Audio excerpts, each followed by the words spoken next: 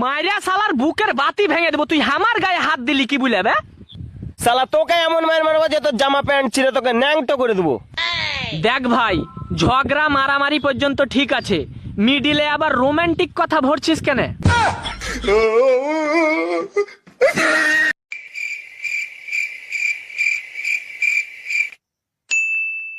ওই ছোড়া, ওই, শুন শুন, কি হইলো জি ভাই?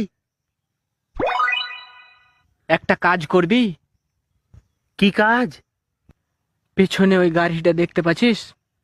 ওই গাড়িখান চুরি করতে হবে, অর্ধেক পয়সা তোর। ঠিক আছে, হয়ে যাবে। ঠিক আছে, আমি ওইখানে দাঁড়াচ্ছি, তুই গাড়িখান লিয়ে আই।